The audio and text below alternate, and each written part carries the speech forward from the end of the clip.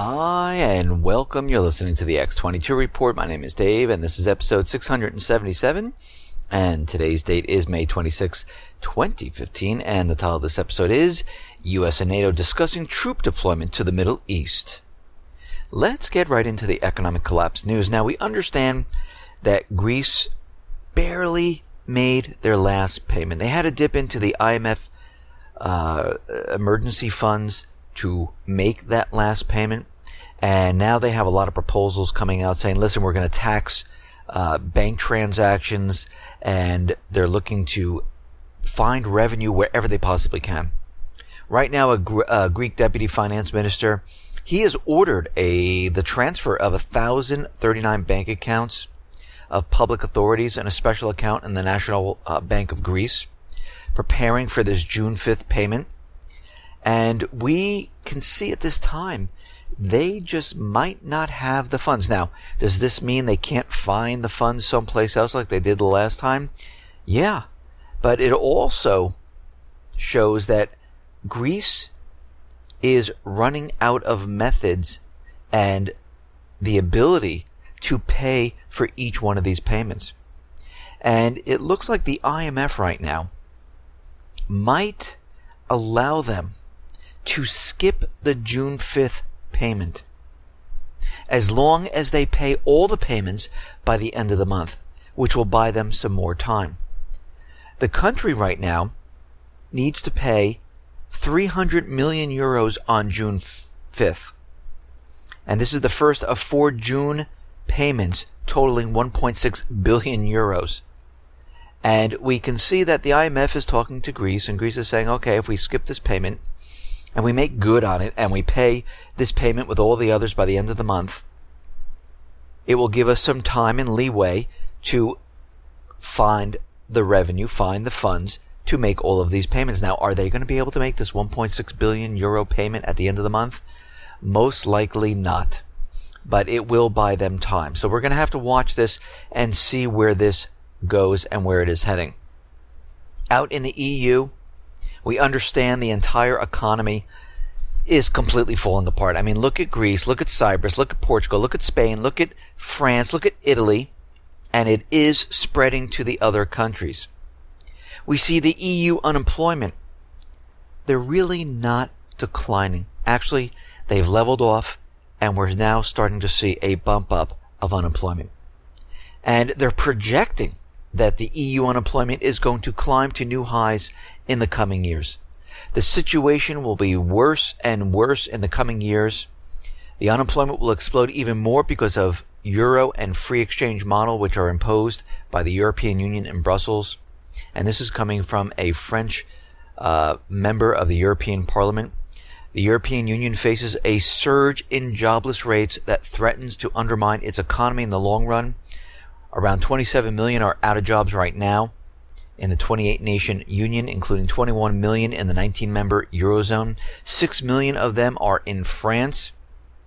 And he's accused the European ultra-liberals of forcing a free exchange regime on the Eurozone and EU countries, which he said is detrimental to their economies. And we can see right now from the creation of money in Europe, the creation of money in the United States, it does not help the economy. It does not spur economic growth. It does not create jobs.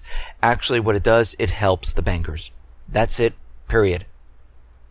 We can see it from the United States point of view. We have all this QE, all this creation of money. It pumped up the stock market. It helped the banks.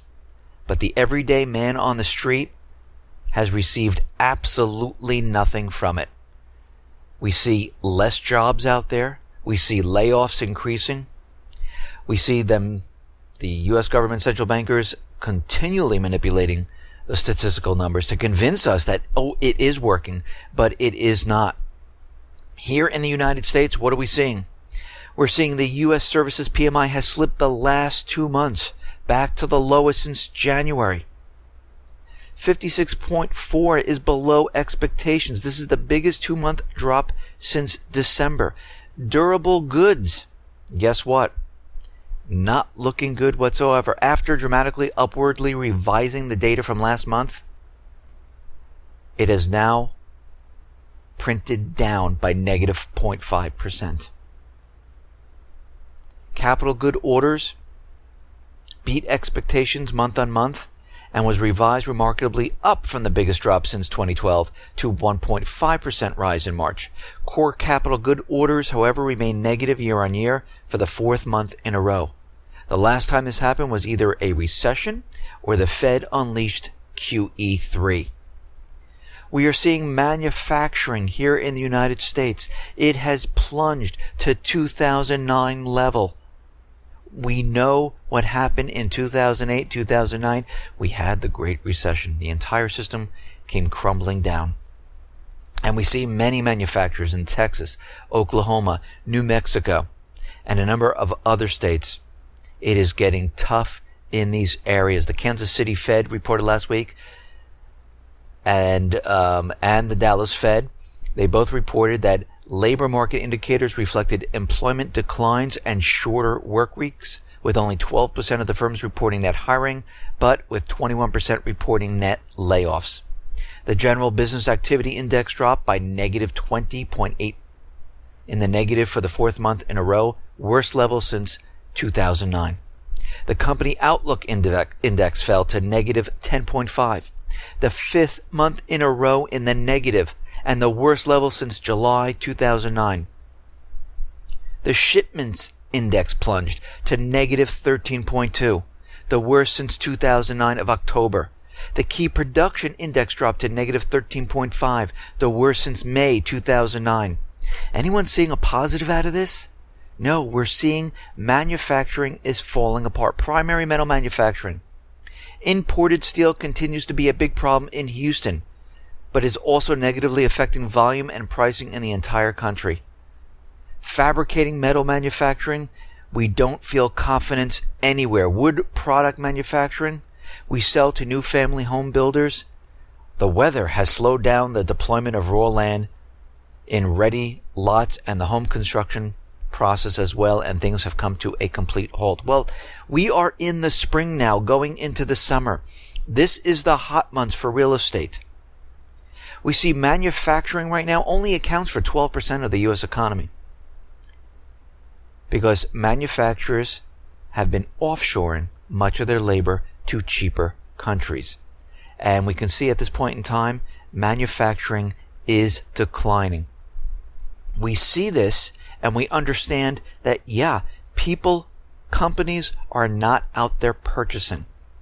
Most of the people are tapped out. Companies are just trying to get by. They're laying off people, trying to save their cash, trying to make it through this time period. We see the Baltic Dry Index has dropped now to 584 points, down another 2. At this time last year, the Baltic Dry Index was about 1,014. The year prior to that is around 900. The year prior to that, it was around 1,400. We are way below where it's been. On average, the Baltic Dry Index stays around 1,000 to 1,200 points. We see home prices, as they continually tell us, they're going up and up and up. But when I look around the country, people might be out there saying, listen, I want $900,000 for this house. It doesn't mean they're going to get it. I see a lot of homes for sale for very high prices. And then I see the actual homes that are sold, and they've come down from those high prices by $50,000, $100,000, $150,000, depending on the area. And they've been on the market for a very long time. When we look at the graph, we see that we've dropped in pricing of these homes from 2013 to the end of 2014. It was in a decline trend, and now we're seeing it's being pumped back up. How is this being pumped back up? Well, we are seeing a lot of free money from the Fed coming in, and these homes are being purchased in cash to pump up the prices. They're doing whatever they possibly can. The everyday American is not going out and getting mortgages and purchasing these homes. Basically, what we are seeing is a pump up of the bubble. This is what we're seeing. I mean, following last month's disappointing slump to only 481,000 new home sales in March, which was the biggest drop in nearly 2 years, all of a sudden we had a push of new home sales all the way up to 517,000. And this was in the Midwest. 37% increase out of nowhere. Which is strange because lumber sales are declining. The price of lumber is declining and the demand is declining. So something doesn't fit into this correctly. We see mortgage applications. On May 16th, they declined once again to 1.5%. The four-week average has now declined from negative 2.02% to negative 2.97%.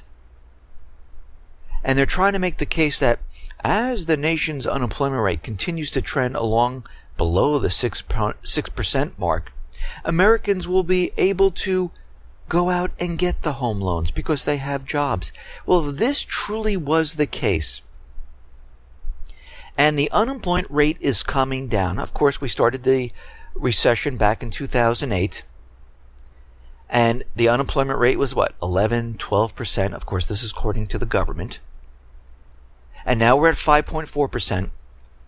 We would see mortgage companies hiring more people to take up this entire load of people coming in who want mortgages. But we're not seeing that. We're seeing the actual opposite, where the banks have let go people. We would see more people saying, I need to get the mortgages. I need to purchase that home. We would see retail increasing, expanding, opening more stores because there's just so many people that have jobs. It's improving every single year. But we're seeing the opposite. Very odd, very strange. Why, as the unemployment rate comes down to the lowest point that we've seen in a long time, especially during this holiday season in 2014, why was it the worst Black Friday and Cyber Monday and the worst holiday season? All of this does not make sense. Someone's lying here. Is it what we're seeing or is it the government numbers? We understand that the government right now, the central bankers, are looking to change the calculation of the GDP once again. They're making the case that, we can include this in the seasonal adjustment, we can get rid of that in the seasonal adjustment, and everything will be fine. We saw them do this a couple of years ago, where they went back to 1929, included research and development, and recalculated the GDP all the way up to the present day to give us these great positive GDP numbers. We see they use Obamacare in the GDP numbers to improve them, to pick them up. But we saw GDP decline at the beginning of this year. Basically, we're in the negative region. We are now in the second quarter. Warmer weather, snow's melting. Not everywhere, but it's warm enough where people can go out. Weather is getting nicer as we're going through the summer. What excuses are they going to use? Because they told us, they forecasted the GDP number by the end of this year between 2.5% to 3%. In order to do this, the rest of the quarters would have to be at least 5% to get to that number, and they are getting nowhere near this. So what do they have to do? They have to cheat. They have to manipulate. They have to make everyone believe that these numbers are real. Just like the unemployment. Unemployment's not going away? Let's just drop these people off. Unemployment's not going this way? Okay, we'll count the people who have part-time jobs as full-time, and if they get laid off, we won't count them because they're not making a certain number of dollars, a certain number of hours. This is what they do in the government. They play with numbers. And it's not to benefit the people, it's to benefit them. To make you believe that we're in a recovery. We understand the central bankers, they want to get rid of cash. Why? Because they're protecting themselves. They're not trying to say, we get rid of cash, will make things easier for you. No, what they're saying is, if we get rid of cash, it will protect the banks. You cannot make a run on the bank. I mean, think about this. Think about what they're doing. They created the bail-in documents. They have them ready because they understand governments will no longer bail them out. They've been pumping in free money from the Fed to prop up each one of these banks, and they're instructed to take that money and actually give it to those people who are going to buy houses in cash or pump up the stock market. This is what's happening right now. They understand and they realize that they need to keep the illusion alive and they need to protect themselves at the same time. So when we hear all of this talk about getting rid of cash, making it better for the people, it is always the opposite. It is better for them. It's to stop you. They're afraid of the people and what you will do. Like make a bank run. Like try to get rid of the government officials to throw out the central bank. This is what they're nervous about. We see China is still making deals around the world. China and Chile on Monday signed a host of cooperation deals, including a multi-billion-dollar currency swap pact as the two countries move to enhance their trade and financial ties. They signed a series of bilateral business contracts, which include trade, finance, mining, agricultural, production capacity, science, and technology. China agreed to grant a quota of 50 billion yuan to qualified foreign institutional investors in the southern American country. China is in South America. Russia is in South America. They are making economic deals while the United States government places sanctions and calls these countries national security threats and tries to overthrow the governments with coups d'etats, which haven't been working. And we can see right now that the United States government central bankers, they're a bit nervous about what's going on here. And they're doing whatever they possibly can to keep this system propped up. And it's getting harder and harder to do as time goes on. Russia right now is insisting that the IMF implements reforms. And he's saying this Russia is saying this during their BRICS summit. Because the IMF was supposed to allow emerging economies have more of the voting rights. Of course, the United States completely blocked this. They didn't vote on it. They promised they were back in 2010. And we could see right now they want to maintain control of the voting rights in the IMF. And this is why the BRICS system popped up. This is why the AIIB popped up. This is why Russia is taking matters into their own hand and protecting themselves from what's going on. But China and Russia, they're still making economic deals all around the globe. China and PayPal have launched their Connect service, and right now PayPal is going to connect with Union Pay, and this way those Chinese people will be able to use PayPal. And they're basically partnering together, and we can see that Russia is doing the same. And at this point in time, again, they are making deals all over the globe. IMF official says the Chinese yuan is no longer undervalued. The United States is continually out there pushing the story that the yuan is undervalued. They need to raise the yuan, and this is because it's cheaper for China to produce, to export.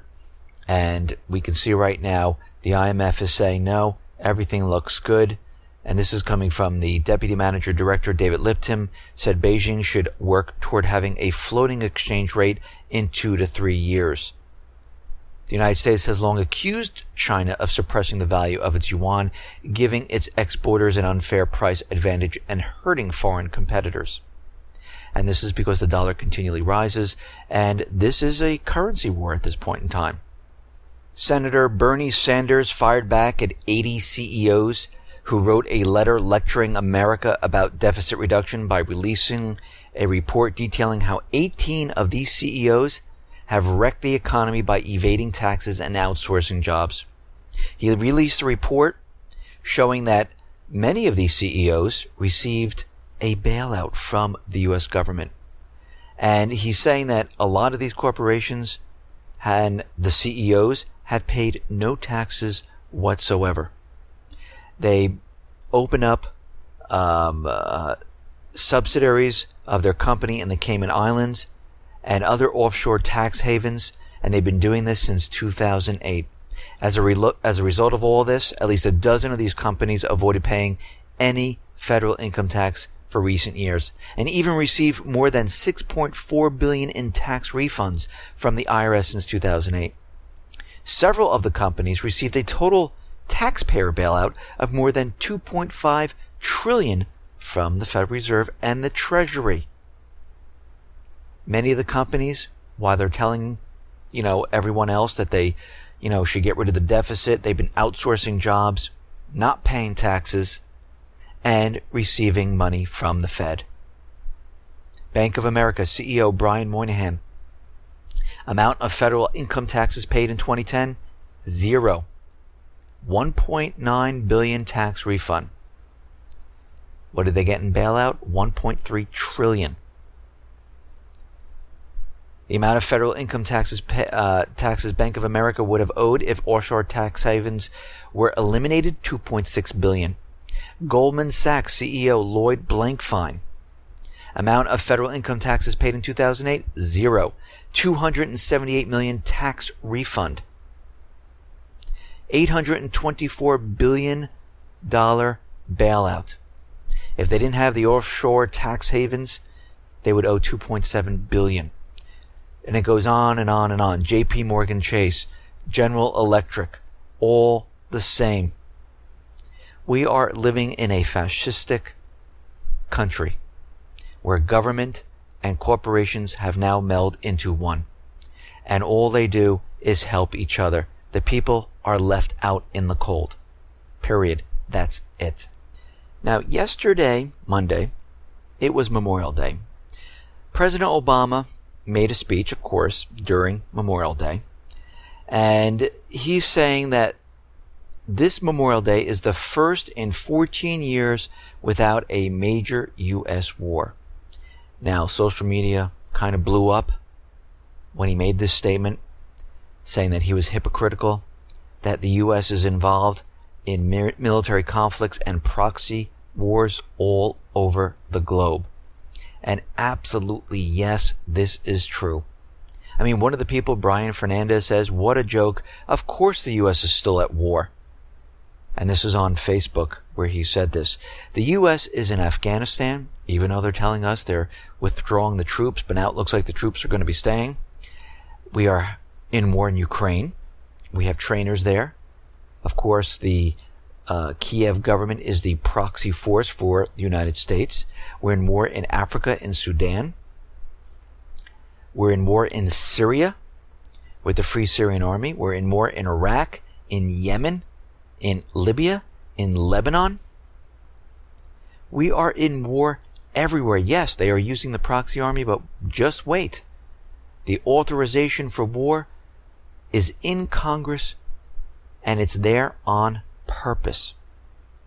Because as we know, in that authorization for war, it allows the U.S. government to go wherever the Islamic State is, wherever Al-Qaeda is, where Al-Shabaab is, wherever Boko Haram is, or to go in any other place where terrorism is and it's occurring. So which will then allow the United States government central bankers to go anywhere. All they need is a flag, a camera, and about 4, 5 to 10 people, dress them up, and say, the Islamic State is in this country, we're allowed to go in and invade. We see Iran is constructing 48 power plants in Indonesia in 5 years. Iran and Indonesia have agreed to build these 48 small-scale hydroelectric power plants. The two countries are seeking to improve ties, and they're doing this because Iran was hit with a lot of sanctions. They weren't allowed to go out there because the sanctions did not permit this, and it seems at this point in time, Iran is hoping that these sanctions are removed because of the P5+1 talks, and they're hoping to go and make deals all around the world. And this is one of the places that they would like to do this. We see Washington has blocked the final document of a UN conference that reviewed the Nuclear Non-Proliferation Treaty, accusing Egypt of manipulating the gathering to target Israel. Moscow right now has slammed the U.S. for rendering the 4-week meeting futile. And they did this on purpose, because we have to remember, Israel is not part of the NPT. They don't have inspections, the IAEA inspections. And we understand that Israel is one of the countries in the Middle East that has a nuclear arsenal from the declassified 1987 documents from the CIA. And they're pretending that they don't have nuclear weapons whatsoever. They don't allow inspections. And if this went through, this would include them in this. And it seems that the United States blocked it.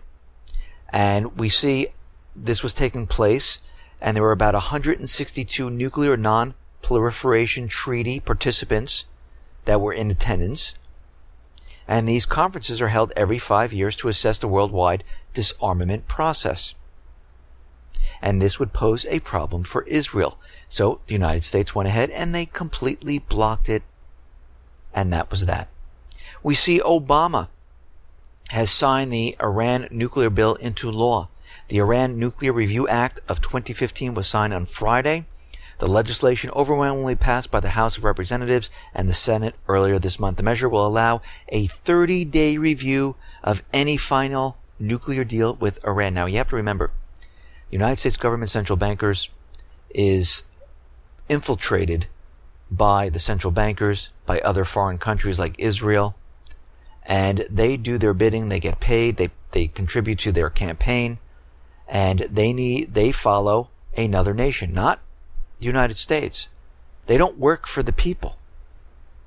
And we can see right now, Congress now has control, or should I say, other nations, other entities have control of what goes on with the peace process with Iran, with the P5+1. During the review period, Obama would be able to waive those Iran sanctions which were imposed by the executive branch. However, the president would have to leave in place sanctions that Congress put in place. The bill would also force the Obama administration to certify on a regular basis that Iran is abiding by the terms of any nuclear deal. So we can see that Obama can say and go forth with the deal with Iran. He can remove the sanctions, but Congress will put those and keep those sanctions that they placed on Iran. So how is this deal ever possibly going to work? It makes no sense. And we know that this deal is really not about nuclear weapons. This deal is about taking over Iran. This deal is about getting into Iran. This deal is about going in and putting their natural resources on the dollar and going in and taking over their central bank. That's what this is about. And if they can't do it this way, they will do it using force. Because as we know, the goal is always the same. Their tactics will change. But like we saw in Syria, going back to August of 2013, when they were blaming Assad for the chemical weapon attack. We know it wasn't Assad. We know it was the Free Syrian Army. And they made a deal. If he got rid of all his chemical weapons, that would be it. We wouldn't bother Assad anymore. But guess what? They're doing the same exact thing that they wanted to do back in August of 2013. They wanted to come in and bomb Syria, to give the Free Syrian Army / Islamic State, one and the same, the ability to capture most of Syria, to call it a safe haven in the eastern part of Syria. This way they can use it as a launching pad to go into Damascus and remove Assad. The Secretary of Russian Security Council has said it's necessary to build up cooperation in the military and technical field and in the fight against terrorism within the BRICS countries, Brazil, Russia, India, China, and South Africa. So we can see already the BRICS are coming together. They're forming military ties, and this is going to be a problem for NATO, for the United States. We see China is unveiling new military strategies to boost naval capability. China has veiled a new defense strategy. They will now shift from territorial air defense to both defense and offense. Beijing has also slammed its neighbors for their provocative actions on their areas of the islands. They're saying the U.S. is continually provoking them. And we know they are. They want China to do something. We see Russia is deploying Armada tanks and other military assets like the Pantsir S-1, which is a short to medium range surface-to-air missile. They are doing this in the Arctic regions. They're having drills in the Arctic region. We see NATO. More than 4,000 troops from 6 NATO countries and 3 non-member states are also having major air exercises in the Arctic area called Arctic Challenge. And these include the United States, Britain, Germany, France, Norway, and the Netherlands. The U.S. Air Force will contribute 12 F-16 jet fighters as well as AWACS radar aircraft. And of course, as we know, these drills are directed at Russia. And this is why this is happening. So we have Russia in the Arctic, we have NATO in the Arctic, all fighting for this strategic area. And also there's a lot of petroleum and natural gas in this region. We see in the Black Sea, Russia is going to receive new missile carrier ships. And it looks like France is not going to sell the Mistral ships to Russia. So Russia right now is going to build their own instead of taking delivery of the French Mistral ships. Now, we have to see if France is going to refund them the money, and because they broke the contract, and we're going to have to watch that and see how that goes. Japan, which was a passive nation until now, they're changing Article 9 and they want to become more of a aggressive nation. They will be taking part in a major U.S.-Australian military exercise for the first time in July. As Washington looks to strengthen links among its allies, Japan's ground self-defense force, its army, will send 40 personnel to participate in this military exercise. This is a 2-yearly drill that begins on July 7th, which will involve about 27,000 servicemen and women. And we can see while this is going on, we might see some incidences where they are saying that China is doing something, or there could be some incident with a plane or a ship or something that might occur while this military exercise is happening. Now, there are supposed to be peace talks out in the Middle East in Yemen. And we see that the Yemeni people are saying, the Houthis are saying, well, we're going to postpone this right now because Saudi Arabia just came in and started to bomb the entire area. And they're saying that they're going to sit this one out and maybe rejoin maybe this Thursday. We see that the Saudi warplanes bomb the former Yemeni president's son's home.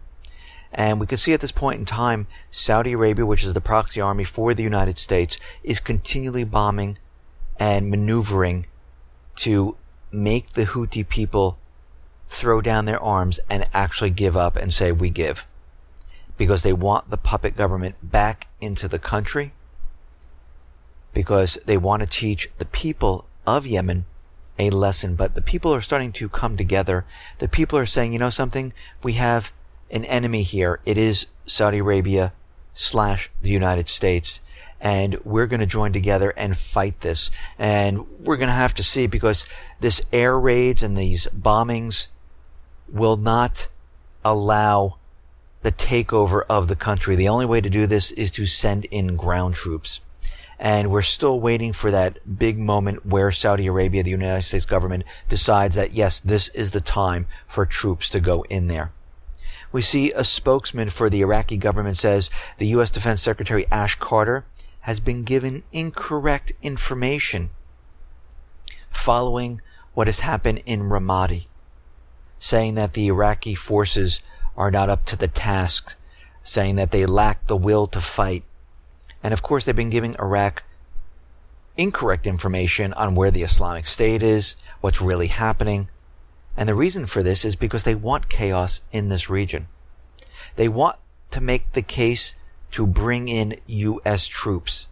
This has been a plan all along, because this way, what they can do is maneuver right into Syria. Right now, all the cross-border points between Syria and Iraq are now controlled by the proxy army of the United States government, the Islamic State.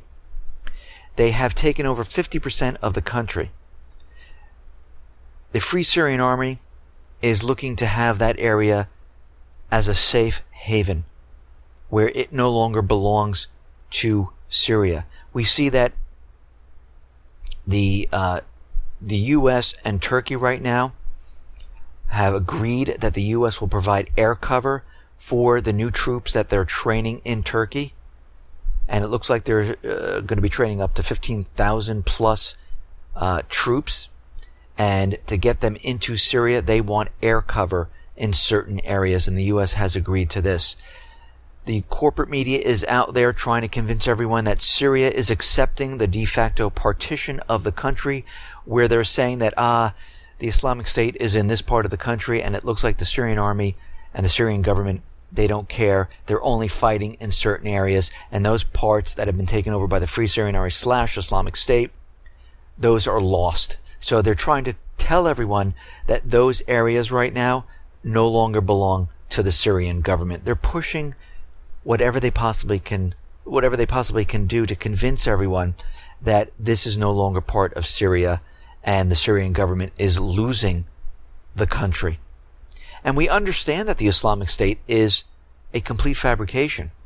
I mean, Judicial Watch published a selection of declassified documents that they obtained from the U.S. Department of Defense and the U.S. State Department. And it has come out that, yes, they created Al-Qaeda, the Islamic State. They placed them in Iraq, Syria, Afghanistan, any country they needed to go into. This is where they put them. And we see that they've been funding the Islamic State. They've been dropping weapons to the Islamic State. It is a proxy army for the United States government. Their plan was to have this organization that was not part of any country, that didn't abide by any UN regulation, that can do horrific things wherever they want, and they use them to create chaos in Iraq. They use them to create chaos in Lebanon, Libya. They use them as the fighting force in Syria. This way, it allowed the United States to go in and become the air force for their proxy army and to bomb the area that they needed. This is what the plan was back in August of 2013. Go back to that time period. Go back to my reports. They were talking about not sending in ground troops, but supporting the Free Syrian Army and bombing certain areas in Syria. They are doing this right now.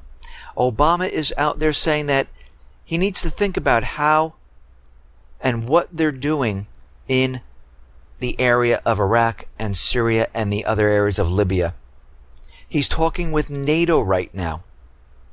They are spread very thin across the globe. And he's saying that NATO is going to stay in the Eastern Europe, and we need NATO in the southern area in the Middle East.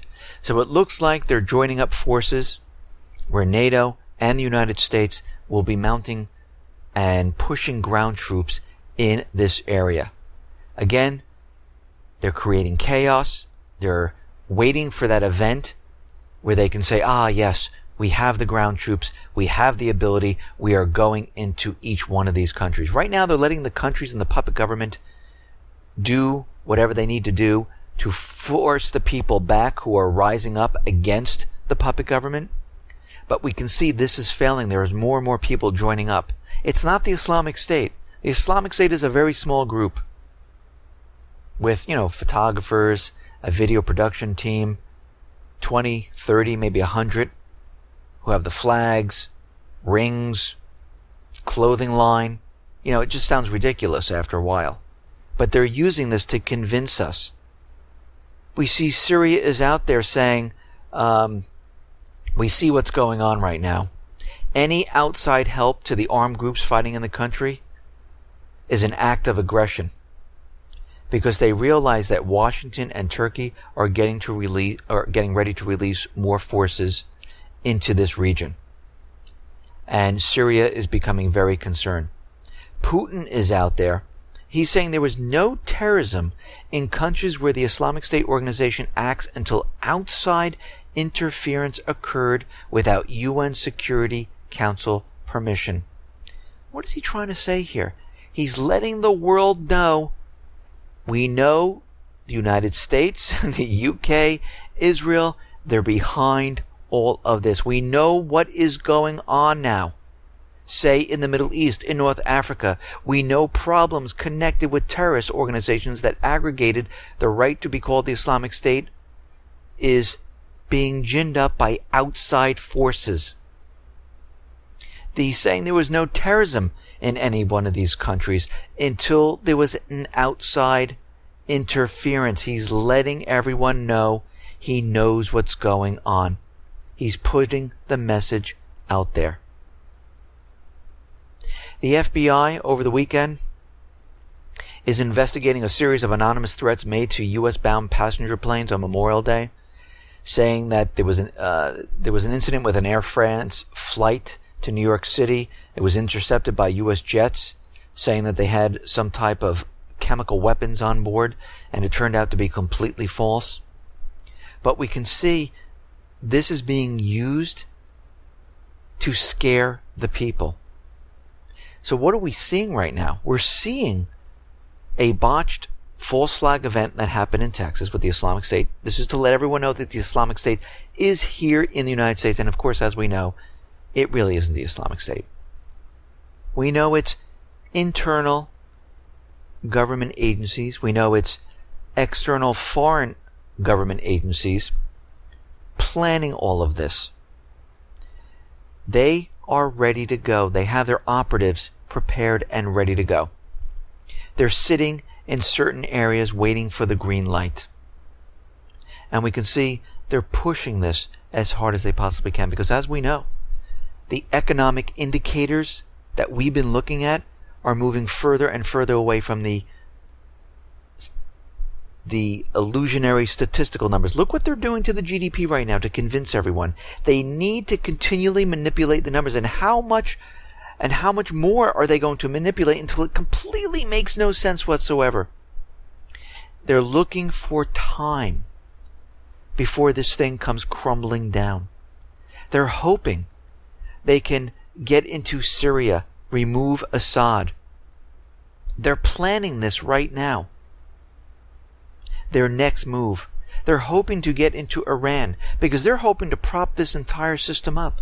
And if it doesn't go as planned, as we can see many times it does not, like in Ukraine, the entire Middle East, they will give the green light to those operatives to say it is a go. And they will push the event.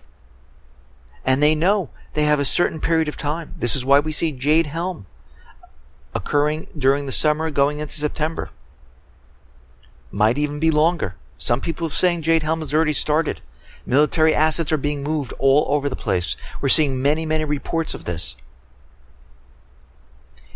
This is in preparation of what's coming. And we have to remember, the Treasury said they're holding on to cash just in case there's a natural disaster or some other type of disaster. It could be economic or something else.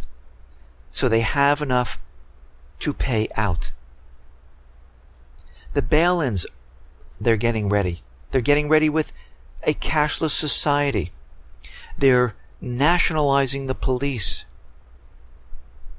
They're taking control of the entire system. They're putting up spikes on the fence of the White House. They're increasing the buffer zone in government buildings, increasing security guards. And we see this happening all around Europe. They are getting prepared. They're getting ready. Listen, everyone, thanks a lot for listening. Be well, be safe, and especially be prepared. Thanks a lot.